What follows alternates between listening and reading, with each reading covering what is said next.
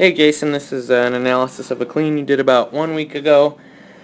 I think, I'm not sure, within the last week. Setup's pretty decent here. Your hips are pretty low, I think.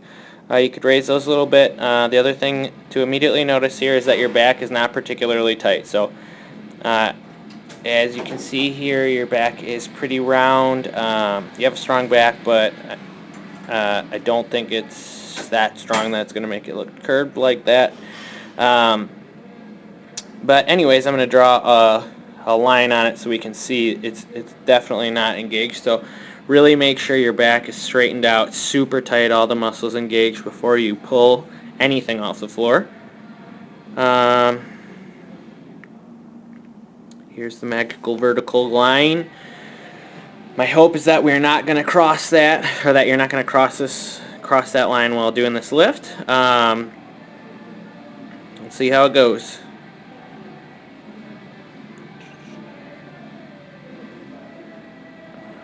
Alright.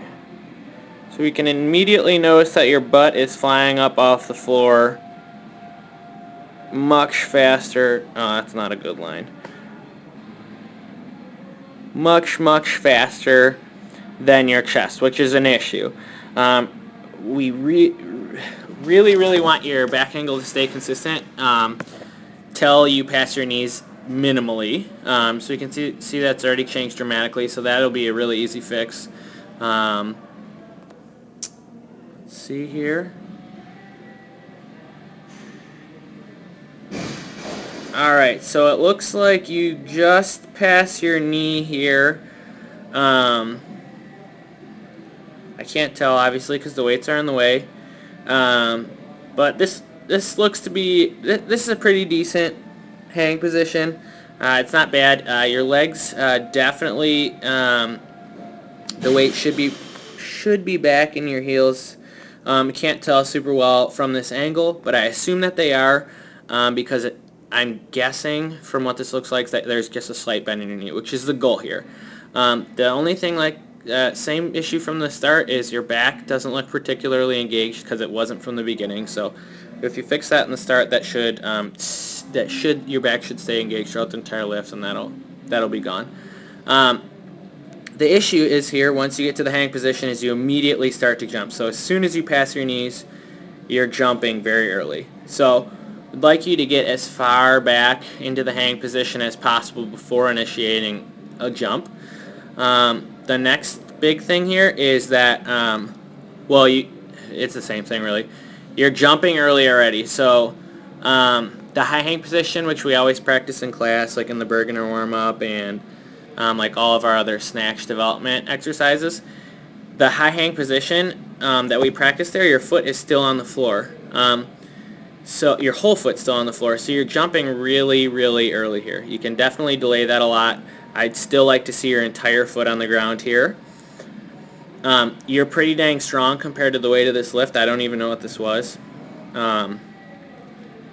But you're going to be able to control it. I watched it before this.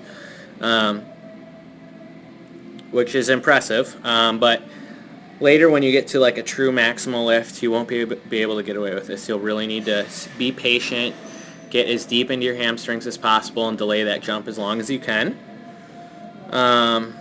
Yeah, so you're jumping really early here. Let's see if you jump. Oh, your jump is very vertical, which is awesome. And your arms you're pulling it in really hard, which is good. The barbell still hasn't crossed that line, which is awesome. Here's the next big issue, though. Not a big issue. It's a cool issue to have. That barbell is incredibly high, so it looks like it could be at eyeball level, which is a super common thing for you. Again, one, because you're strong. Two, because you don't stay connected to the barbell. So as soon as you jump, you need to be activating your arms. Like, you need to be violently pulling your body under the barbell. So don't think so much about pulling the barbell to your shoulders. Kind of end up with issues like this, usually like being disconnected from the barbell.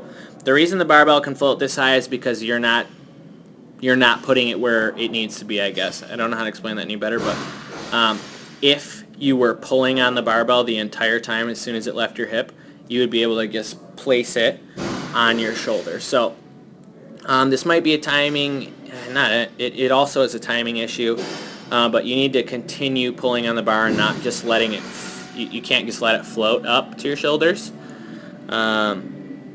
So as soon as you jump, you need to start pulling and literally place it on your shoulders. It should be timed so well that it's not crashing on you, like, yeah. Okay, assume it is. We'll watch it. We'll watch it after. The bottom of your squat is awesome. You're a great squatter. You sit super upright. You're built to squat very well, and that's evident here and in all of your other squats. We've talked about that multiple times. Anyways, this is an awesome position right here. Your receiving position is super good. Very upright. There's nothing to complain about here. The stand-up's easy. Your heels are off the floor. I think it's kind of because you just caught it a tiny bit forward as a result of the rest of the lift. I'm not sure. That's not a big issue. I'm sure if we fix everything else, that wouldn't be an issue. But anyways, let's watch it one more time in full speed just so we can watch the whole thing real quick.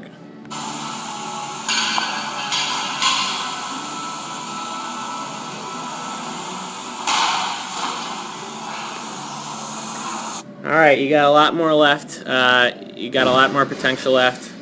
Again, the few things to concentrate on are tightening up your back. Experiment with raising your hips a little bit in the start. Keep your back angle consistent until long after you pass your knee. Stay patient and long in your hang position before you jump, and then remember to pull violently on the bar. Pull yourself under the bar. Don't think about pulling the bar to your shoulders.